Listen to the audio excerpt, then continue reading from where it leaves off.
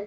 तो आज के इस वीडियो में हम सब्जेक्ट मैथ्स का lesson number 2 playing with numbers start करने वाले हैं।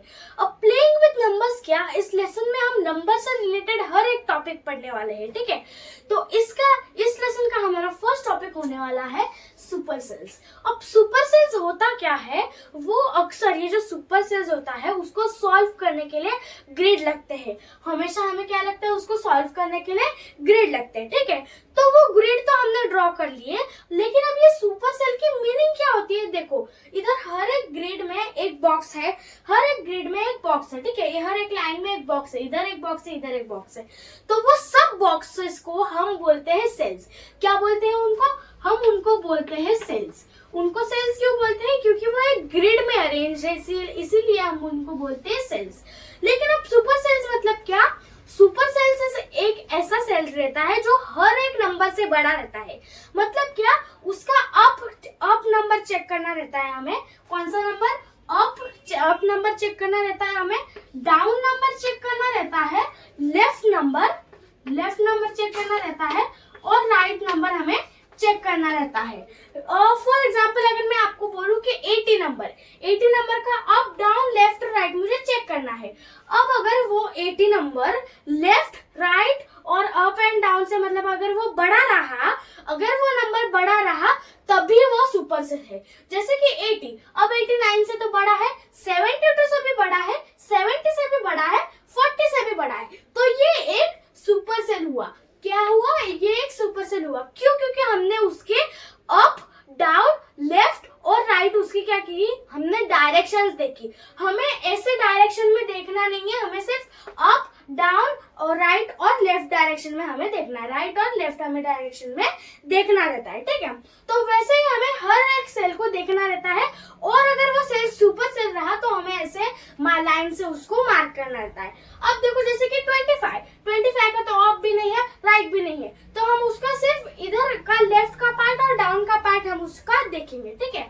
अब 25 9 से तो बड़ा है, लेकिन वो 40 से छोटा है, तो ये एक सुपर सेल हुआ क्या, ये एक सुपर सेल नहीं हुआ। अब 9 अगर मैं देखूं तो वो ये तो सुपर सेल है, लेकिन मतलब ये बड़ा है उससे, ठीक है। तो इसको हम कंसीडर नहीं करेंगे, मतलब इसको हम सुपर सेल के नाम से कंसीडर क्यों नहीं करेंगे, क्योंकि उससे बड़ा नंबर, उससे बड़ा सुपर सेल उसके नीचे या फिर लेफ्ट राइट के किधर भी रहा तो वो इसकी वजह से हम उसको कंसीडर नहीं करेंगे, ठीक है। अब नेक्स्ट नंबर हमारा 8 है। अब 8 भी सेम, इधर ये 8 तो 10 से भी छोटा है, 92 से भी छोटा है, 9 से भी छोटा है, ठीक है। नेक्स्ट 10, अब 10 भी इधर सेम, 8 से वो बड़ा है, लेकिन 35 और 94 से वो छोटा है, ठीक है। अब 35 वो 10 से बड़ा है, लेकिन 72 से वो छोटा है, ठीक है। अब 40 से बड़ा, इधर 80 जो है वो सुपर सेल है, तो ये तो नहीं हो सकता। अब 80 तो खुद एक सुपर सेल है। नेक्स्ट सेल हमारा है 72 मतलब अब देखो 72, ये 80 उससे बड़ा है, तो ये भी नहीं कंसिडर होगा एज अ सुपर सेल। 94, हाँ अब ये 10 से भी बड़ा है, 72 से भी बड़ा है, इधर भी 72 है, उससे भी बड़ा है, और 32 से भी वो क्या है, बड़ा है। तो ये एक हुआ हमारा सुपर सेल, ठीक है।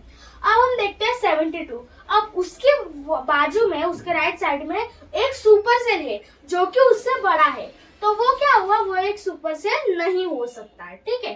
अब हम 65 देखते हैं। 65 40 से बड़ा है, 15 से बड़ा है, लेकिन 70 से वो क्या है, वो छोटा है। अब 70 एक सुपर सेल नहीं हो सकता, क्योंकि उसके अप साइड एक सुपर सेल है और वो उससे बड़ा है। 3 तो अब सबसे छोटा है, 72 से छोटा है, 70 से छोटा है, 32 और 98 सबसे वो छोटा है, इसलिए वो सुपर सेल नहीं हो सकता।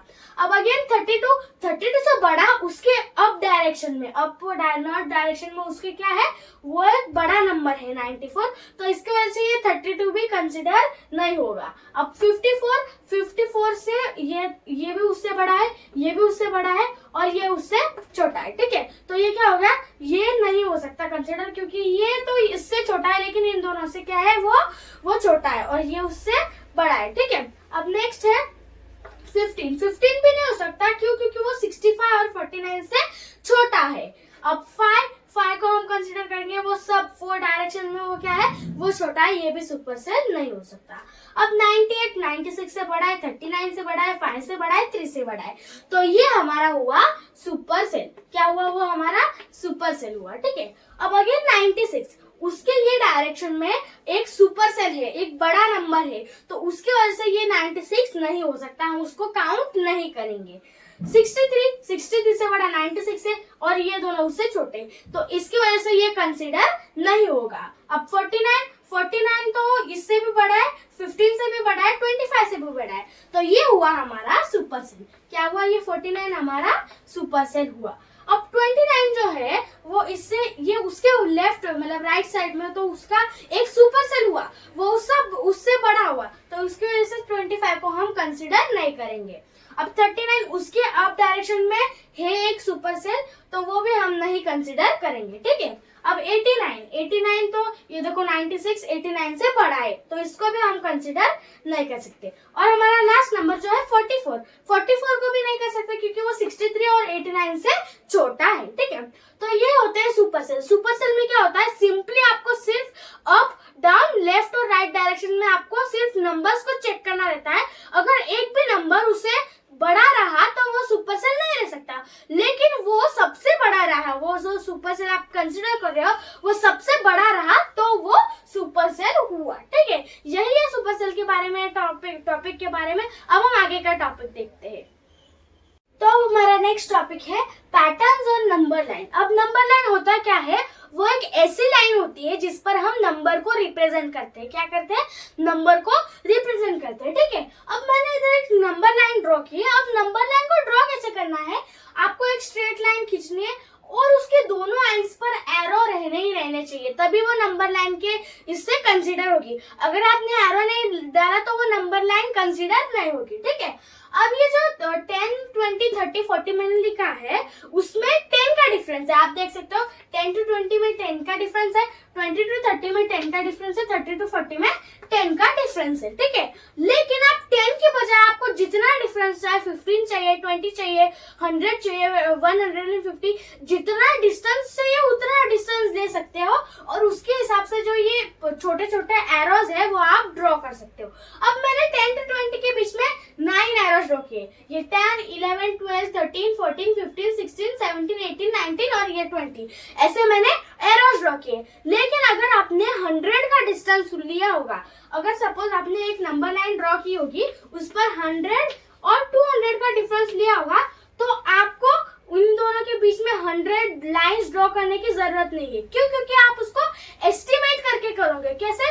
आप 10 का इससे चलोगे। क्या करोगे? 100 110 120 130 140 150 160 170 180 190 एंड 200, ऐसे आप लाइंस ड्रॉ करोगे। और अगर आपको बोला गया कि 110 नंबर रिप्रेजेंट करो नंबर लाइन पर, क्या 110 नंबर रिप्रेजेंट करो नंबर लाइन पर, तो आप 100 के डिफरेंस के साथ भी 110 नंबर को रिप्रेजेंट कर सकते हो। अब कैसे? देखो वो कैसे कर सकते हो आप। अब देखो ये 100 है, 110 इधर है, जैसे कि आपको बताया 10 का डिफरेंस लेकर हम चल रहे, तो उसकी वजह से ये क्या हुआ? 110 हुआ। क्या हुआ? ये 110 हुआ हमारा। तो ऐसे हम नंबर लाइन पर नंबर्स रिप्रेजेंट करते हैं। अब इधर मैंने एक नंबर लाइन ड्रॉ की है और इस पर अगर आपको कोई बोले कि 25 45 43 ये सब नंबर रिप्रेजेंट कर दो, आप कैसे रिप्रेजेंट करोगे? सबसे पहले आप वो नंबर कौन से रेंज के बीच में आ रहा है वो देखना चाहिए। अब 25 20 to 30 के बीच में आता है, ये आपको मालूम होना चाहिए। फिर वो आपने ढूंढ लिया। फर्स्ट स्टेप क्या है आपका? वो कौन से रेंज में आ रहा है, वो आपकी जो नंबर लाइन आपने ड्रॉ की है उसमें दो नंबर के बीच में कौन से नंबर के बीच में वो नंबर आ रहा है आपको पता होना चाहिए और आपको वो फाइंड आउट करना है। फिर वो 20 और 30 के बीच में आ रहा है 25, तो मैं क्या करूंगी? उसके लाइंस जो है वो उसको एस्टिमेट करना स्टार्ट करूंगी। अब देखो ये 20 21 22 23 24 25, इधर मेरा आया 25। ठीक है, तो ये जो 25 है वो रिप्रेजेंट होगा कैसे? 1 2 3 4 5, तो ये हो गया। ऐसे मैं उसको रिप्रेजेंट करूंगी। अब नेक्स्ट नंबर है हमारा 45। अब 45 को कैसे रिप्रेजेंट करेंगे? अगेन सेम मेथड, वो 40 to 50 के रेंज में आ रहा है, तो वो क्या करेंगे हम? 40 से आगे के नंबर लाइन जो है नंबर स्मॉल उनको हम काउंट करेंगे। 1 2 3 4 और 5, इधर क्या है 45, इसको हम क्या करेंगे कंसिडर करेंगे। तो ये हमारा जो पॉइंट हुआ वो 45 का पॉइंट हुआ। अब 43 मतलब अगेन वही रेंज के बीच में आ रहा है, वो 40 41 42 43, तो इधर आया हमारा 43, ठीक है। तो ऐसे नंबर लाइन में पैटर्न्स होते हैं और आपको क्वेश्चन कैसे आते हैं, आपको क्वेश्चन आता है कि ये नंबर लाइन पर आपको ये नंबर ढूंढना है, जैसे कि मैं आपको बताया कि 25 45 और 43 आपको नंबर ढूंढने नंबर लाइन पर। वैसे ही आपको बड़े बड़े डिफरेंसेस के साथ नंबर लाइन आ सकती है और बहुत सारे डिफरेंसेस के साथ, अलग अलग डिफरेंसेस के साथ आपको नंबर लाइन आ सकती है और आपको ये नंबर रिप्रेजेंट करने को बता सकते हैं, ठीक है। अब हम आगे देखते हैं क्या है।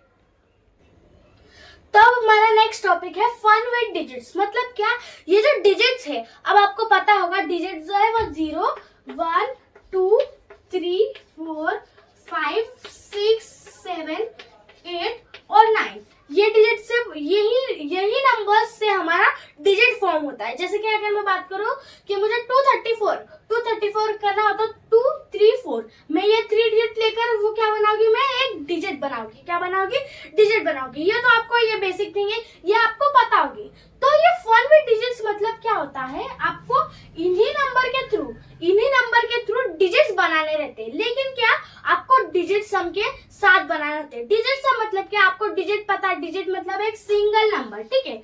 सम मतलब एडिशन। तो वो जो डिजिट्स है, जैसे कि मैंने इधर 2 नंबर लिखे हैं 791, अब इसके डिजिट्स जो है 791 जो उसके डिजिट्स है वो उनको मैं प्लस करूंगी, क्या करूंगी 7 + 9 + 1, क्या हो गया, ये इसका सम डिजिट सम हो गया 17, ठीक है। क्या हो गया इसका डिजिट सम हो गया 17।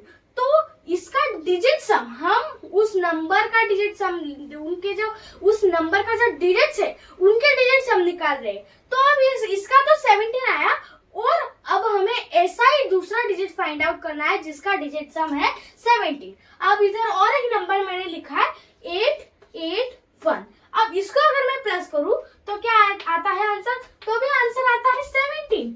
तो ये जो 2 नंबर है ये टोटली डिफरेंट है, ये जो 2 डिजिट मैंने लिखे ये टोटली डिफरेंट है, इनका सम अलग है, मतलब ये जो इनकी जो रीडिंग वैल्यू है, इनकी जो प्लेस वैल्यू है पूरी डिफरेंट है, लेकिन उनके जो डिजिट सम है वो क्या है, वो सेम है, ठीक है। ये फन विद डिजिट्स में यही एक टॉपिक है। फन विद डिजिट्स का मेन पर्पस क्या है, वो हमें ये बताता है कि डिजिट्स जो है उनमें पैटर्न कैसे होते हैं वो, ठीक है।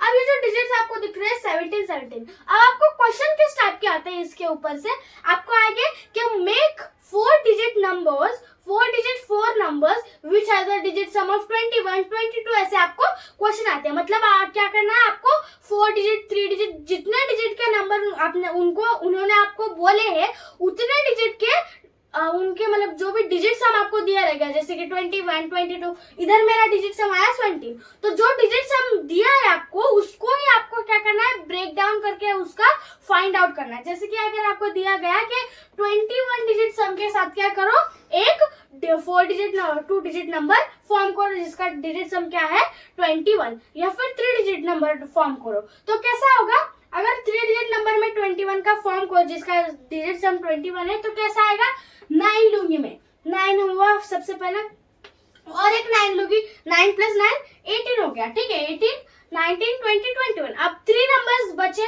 तो 3 993। अब इसका अगर मैं डिजिट सम निकालूं तो हमारा आंसर क्या आएगा 21। तो इसी तरह से आपको ना डिजिट्स फॉर्म करने रहते हैं, क्या करने रहते हैं, आपको नंबर्स फॉर्म करने रहते हैं फन विद डिजिट्स के टॉपिक में, ठीक है। तो ये था आज के वीडियो के लिए। Thanks for watching this video, please like share subscribe to my channel, bye.